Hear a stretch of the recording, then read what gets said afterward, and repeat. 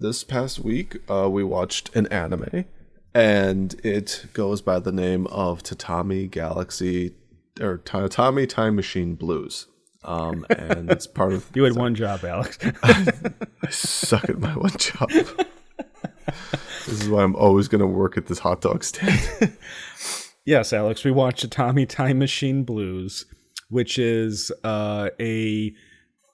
is it a direct sequel to the Tatami Galaxy, or I would say that it is a direct sequel to it. Okay, following the end of the main story, because it kind of feels like all the characters that are in the regular Tatami Galaxy story are kind of meeting up again, or they've kind of all become acquaintances following the events of that story arc, that series. And now this is like, it kind of sounds like it's the following year after all of that occurred. And yeah, so I would it's instead of like a spiritual successor, sort of like Walk On Girl is, this is, just definitely right afterwards. Cause, I think there's some talk about some of the experiences that occurred prior to this particular show, or this particular movie, or mini series, micro series. It's an ONA. ONA, yeah. It's funny you mention Nida's short Walk On Girl, because we talked about the Tatami Galaxy early in Culture Doom, as I recall, because it's one of your favorite shows, which I find fascinating that you like it so much. I'm not judging it all or dismissing it, but I liked it, but I did not react as strongly as you did to it. And then I do like Masaaki Yuasa, the director, and he made a TV show called Kimono Zume, which is one of my favorite anime.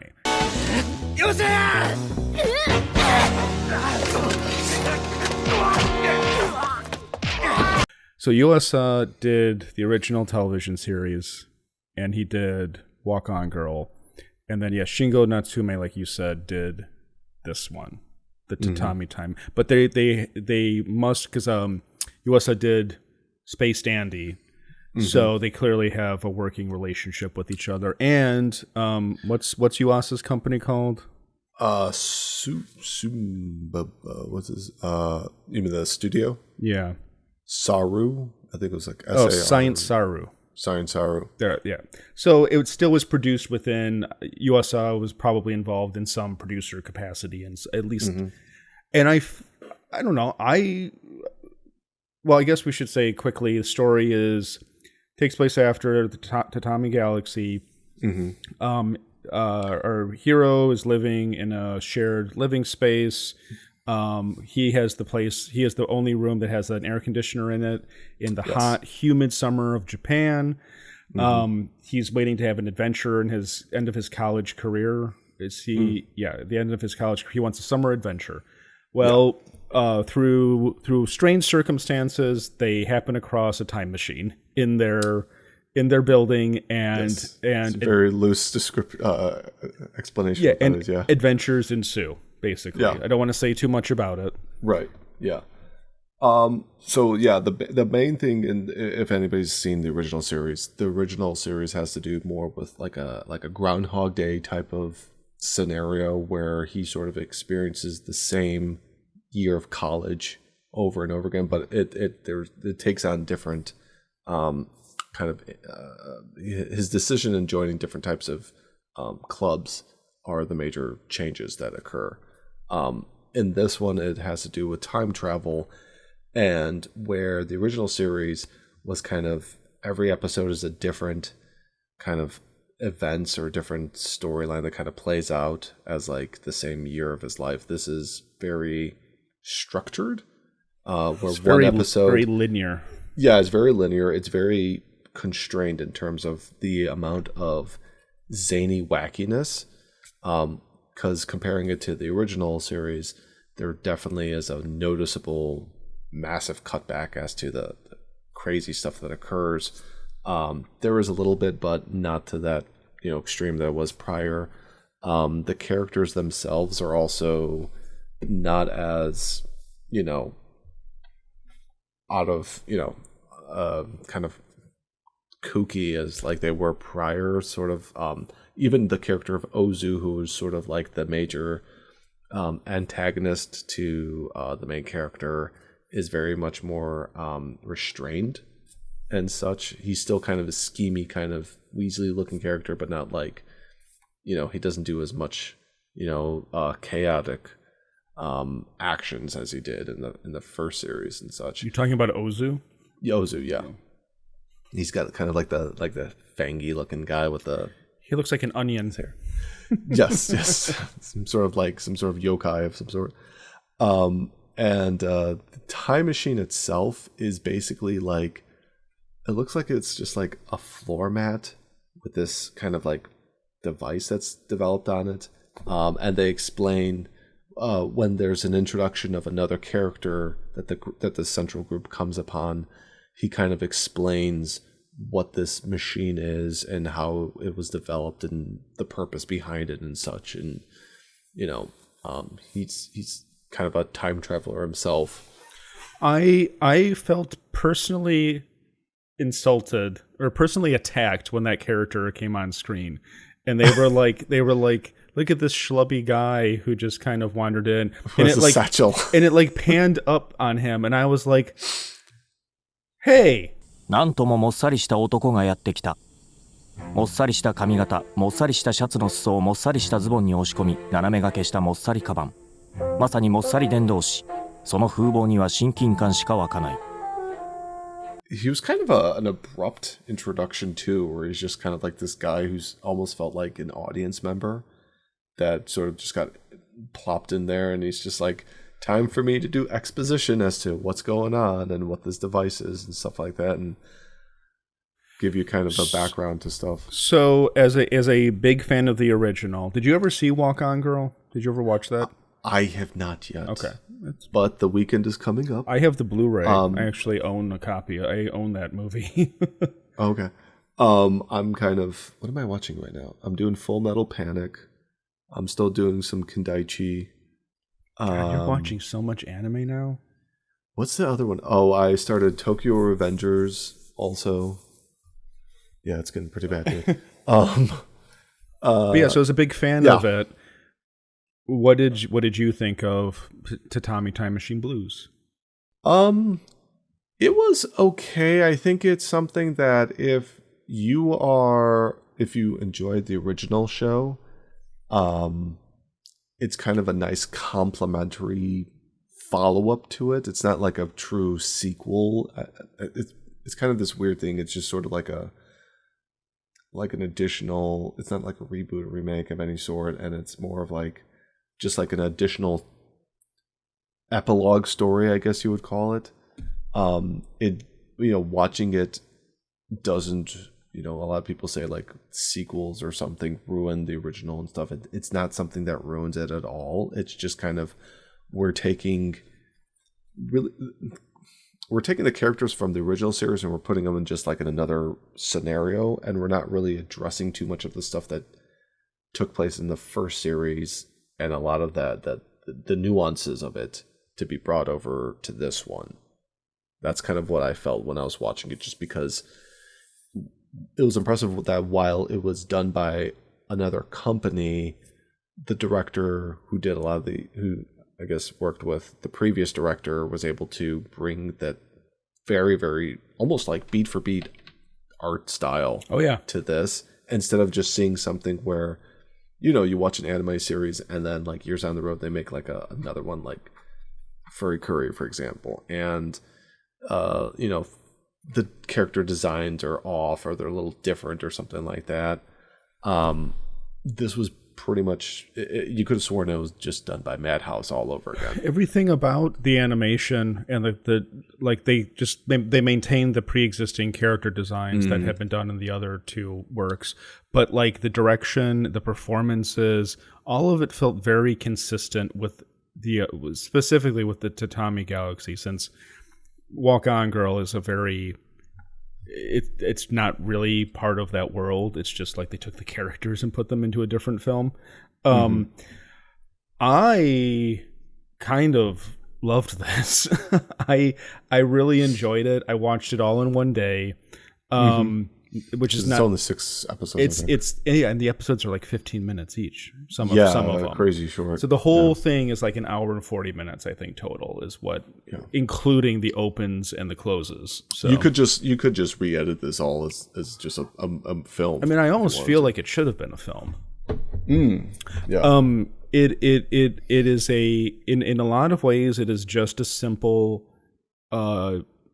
somewhat predictable time travel story where, this thing that we saw happen in the very first episode that seemed kind of weird. Oh, now it turned out that this character did this thing in the past, in the future, and he did it to himself. It's that kind of thing. I don't want to spoil anything, but it's sort of like, oh, that's why it happened, because he did it to his previous self, his old self from the future.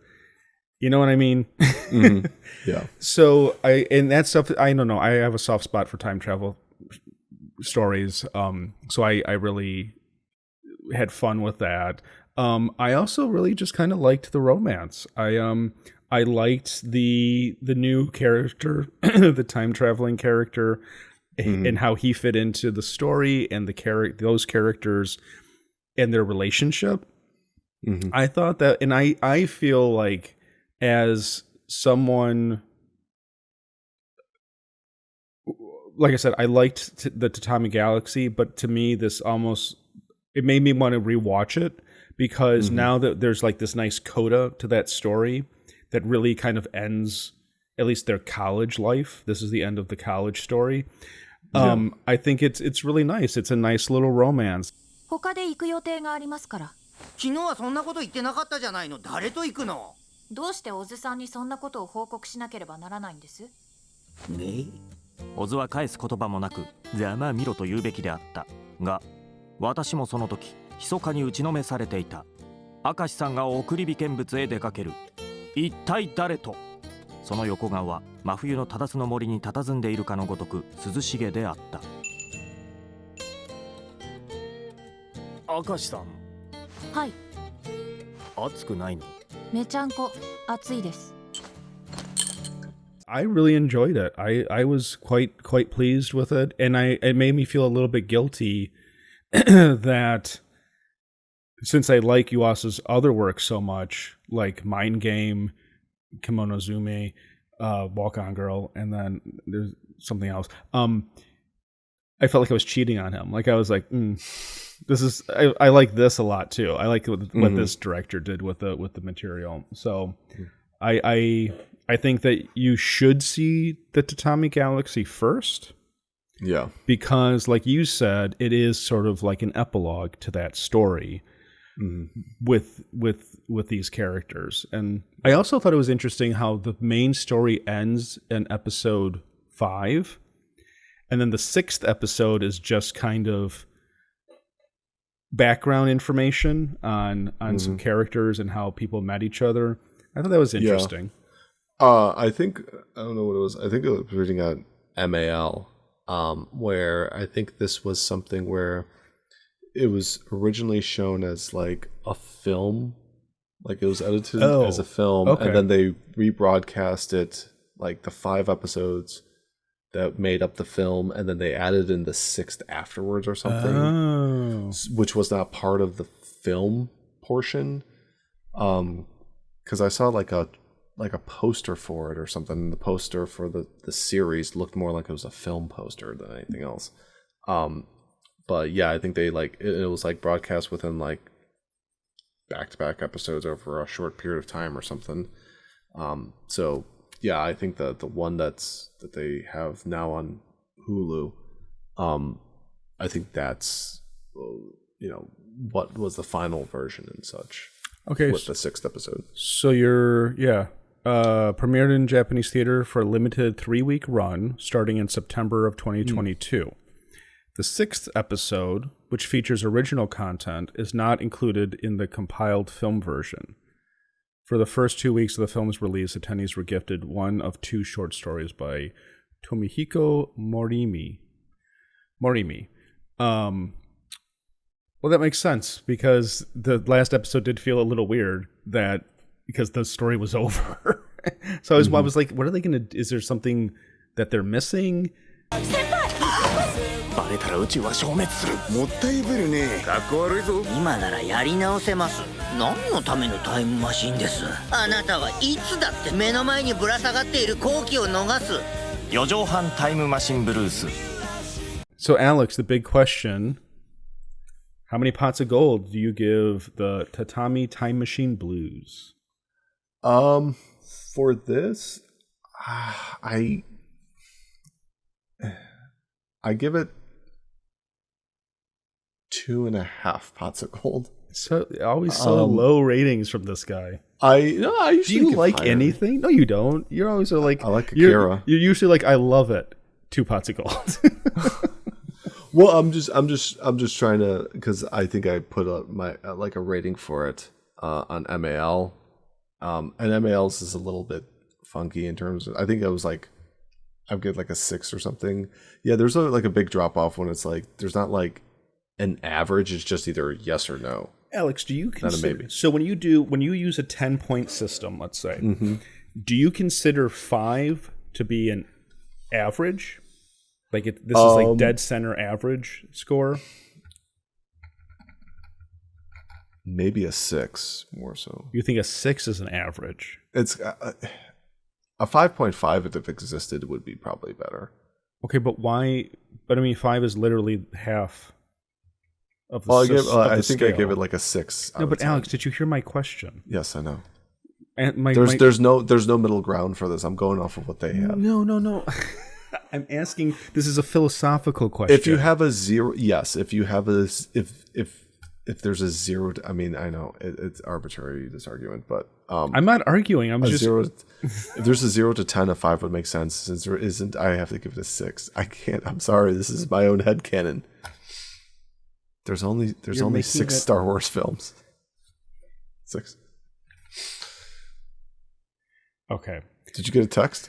No, I'm counting I'm like, there's 5 and 5, and you're saying, okay. The reason I'm asking this question, Alex, Yes. is because there are people who look at a 10 as like a percentage points, and so 5 out of 10 is 50%, which is still an F to some people, and I find this insane. I didn't even. It makes me concerned that people think this way, because that just seems so wrong and awful and cruel to film and movies and music and whatever. Oh, are we talking like Rotten or something? Or like how they do that? I'm not talking about anything in particular. I'm talking about somebody, more than one person on the internet, saying, no, a 5 is a failing. That's a bad score. That's not an average. That's bad. Oh, that's And I'm like, how is that bad? And they're like, well, because it's like a grading scale. So like if you get 9 out of 10, that's a 90%. And it's like, no. I mean, technically, but that's not, it just seems wrong. A 5 is just like, it's dead average. Yeah, because if they consider a 5 bad, then why even bother going anything lower than 5? Like for us, we go 0 to 4. Yeah. To me, 2, 2.5, whatever, however you want to. Yeah. I consider 2 to be the average one, frankly, because 0 is like extreme. So I would say that this one's probably a 2.5 would be like above average, slightly above average. Yeah. Okay, so we agree. Just want to make sure that we actually agreed with each other, and that it wasn't like you had been. Yeah, and then the 3 would be like good. 3.5 would be very good, and 4 would be 4 great. would be like great. Yeah. Excellent or something like that. 3.5 pots of gold for me. I was so happy, and it maybe it's just because I'm older now, and I don't know, I get wrapped up more in these kind of stories than I College nostalgia, romance. I'm really into romance films these days. Summertime stories. Yep. And so there was a lot of stuff to really appreciate in this. It's nice that you also kind of say that like that you enjoyed Tatami Galaxy, because I remember when I first watched it, I was really into it, and I told you about this. I'm like, oh, you should check this out. And then you're like, you plodded along watching it, and you're like, I don't know about this thing. But by the time you got to that last episode, you're just like, okay, the final episode kind of made it up for you. Yeah, I in a sense. Okay, so did you just listen to the episode where we reviewed it? Because I don't. No. I remember this. Oh, okay, you remember it because I don't remember. Yeah. I don't remember it that well. I want to watch it again because the characters are just so endearing. Even Ozu being the mischief character, and I thought the new weren't like the jock actor guy, wasn't he new for this? The jock was from the previous series. Oh, he was He's the one okay. who has he has like a doll, like a girlfriend doll, like Larson the Real Girl type of thing. They find out, and then the girl was like, she was some like girl that dated like the older higher 60-year student guy. I need to revisit that. So that's the biggest takeaway is that I need to rewatch that. Yeah. And then the guy that had like the glasses and the ponytail, he was like in one of the clubs that the main protagonist joined and stuff like that, and he kind of popped up here and there so often. Which I was kind of surprised he was in this group, because I didn't think that the ending relationship between him and the protag were on good terms from the previous thing. But this definitely shows that this is kind of like a coda, I guess you would say, of that show. So yeah, go check it out, anime fans.